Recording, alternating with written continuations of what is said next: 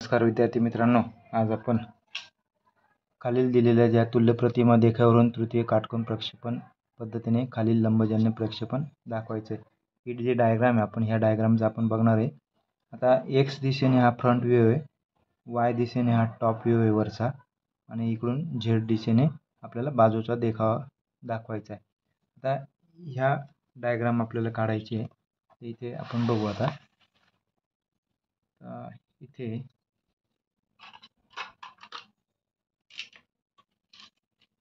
एक base line काढून घेतो मी अगोदर।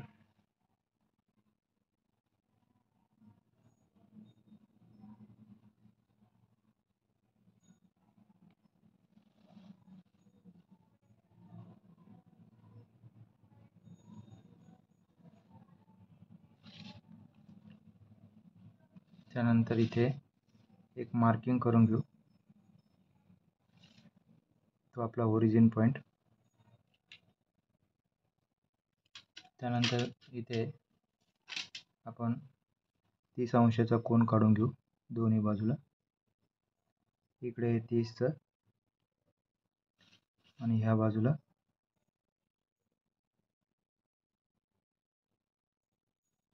इकडे हा 30 एक, दोन्ही 30 घेतले आपण। इथे हा एक 30 आहे, वाढून घ्यायचा। हा एक 30 कोन घेतला इथे आपण।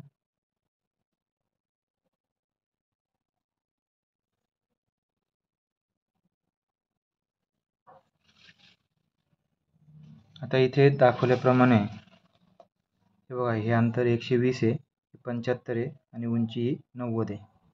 त्यानुसार एक आपण बॉक्स तयार करून घेऊ। तर इथे 120 आहे, हे बघा 120 इथे बरोबर आपलं 120 इथे आलेले आहे। त्यानंतर ह्या बाजूला 75 आहे, ते 70 5 75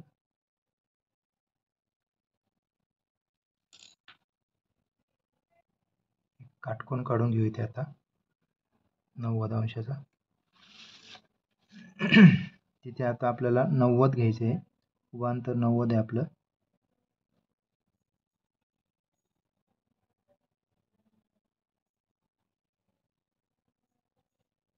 हे 90 घेतले आपण इथे। हा काय केला आपण, एक बॉक्स तयार करून घेतला।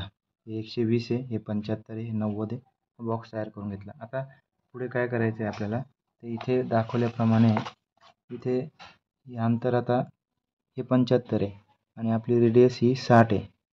आता हे इथे हे 60 गेले तर 15, हे 15चं माप आहे, हे 30चं माप आहे, हे 45चं माप आहे, आणि हे आता इथे मार्किंग करून घेतो मी पहिले। इथे अंतर सोडतो, इथे 30 अशी मार्किंग करून घेतली। हे 30 घेतलं, हे 15 घेतलं, इथे 30 घेतलं, हे 15 घेतलेलं आहे, हे पण 30 आहे, हे पण 30 आहे। आता हे 90 आहे, हे 120 आहे। आता इथे आपली रेडियस किती आहे, इथे 60 दिलेली आहे, इथे 60 दिलेली आहे। मग आता 60 येते, इथून ह्या सेंटरपासून वरती 60 आणि खाली 60 घेऊ। आता हे बघा, इथे दाखवल्याप्रमाणे बरोबर इथे मी हे 6 वर ठेवतो आणि एक सरळ रेषा, म्हणजे तो डायमीटर होईल, आपला व्यास होईल। इथून खाली हे 12 पर्यंत 120, आणि इथे हे एक उभी रेष मारून घेऊ आपण। आता ही अशी उभी रेष मारून घेतली अशा पद्धतीने। आता जे खालचं अंतर आहे आपलं, हे किती आहे, 30 आहे। इथे 30ची मार्किंग करून घेऊ आपण पहिले। इथे हे 30चं मार्किंग करून घेऊ इथे पण, आणि ह्या बाजूला पण इथे 30चं मार्किंग करून घेऊ। आता हे आपण 120 घेतलेले आहे, हे 30 घेतलं। आता ही जी रेषा आहे, इथून सुद्धा आपण 120 इकडे घेऊ त्या बाजूला। इथून इथे 6 आलेले बरोबर, इथे 12। आता इथे सुद्धा आपण काय करायचं, 120चंच घ्यायचं अंतर। इकडे सुद्धा फेंट लाईन घ्यायची, इथे बघा इथपर्यंत अशी। आता मी ही अशी जोडून घेतली। तर इथून आपण हा 120, हा खाली पण 120 घ्यायचा। इथे आता हा इथे जोडून घेतल्यानंतर, हा जोडून घेतल्यानंतर एक फेंट घ्यायचा आपल्याला, इथे हा जोडला. नंतर हा इथे मी क्रॉस इथे जोडून घेतला इथे असा. आता काय करायचं, कंपासमध्ये 60° घ्यायचे. 60 घेतलं.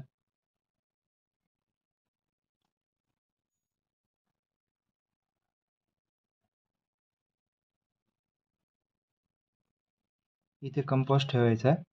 हा आर्क मारून घेतला इथे मी आणि 30 सेंटीमीटर पुढे वाढवायचे. इथून पुढे वाढवायचं.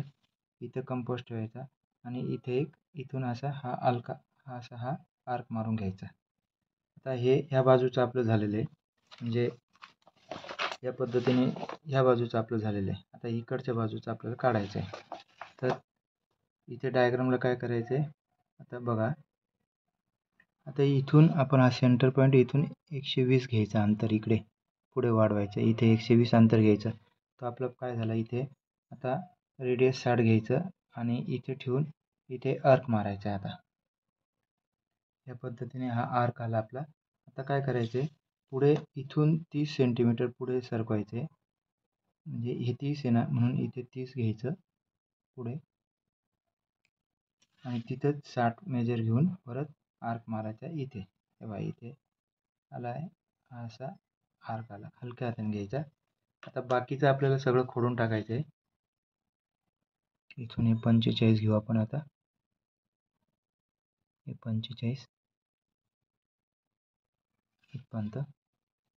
त्यानंतर हे 15 आहे इकडे.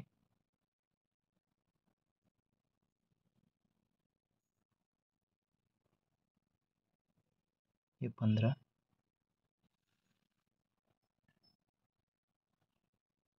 नंतर हे जे भाग जोडून घेतल्यानंतर आपण काय करायचं, हे जे होते ना ते भाग कट करून टाकायचे.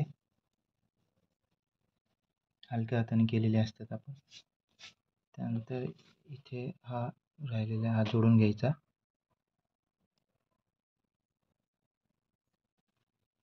आपण इकडे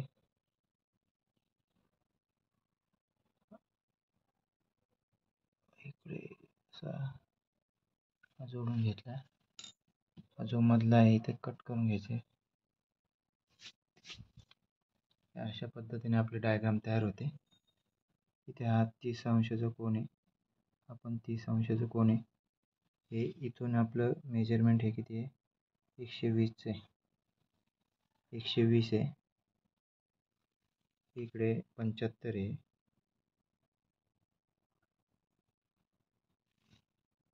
हे 75. हे 90 आहे. इथे 90. इथे 30 आहे. हे 30. हे पण 30 आहे व 45 आहे. इथे असं आडव्या याच्यात 45 ॲरो द्यायचे.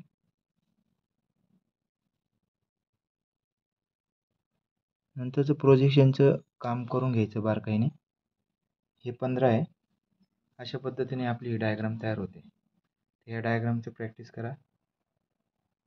व्हिडिओ बघितल्याबद्दल धन्यवाद.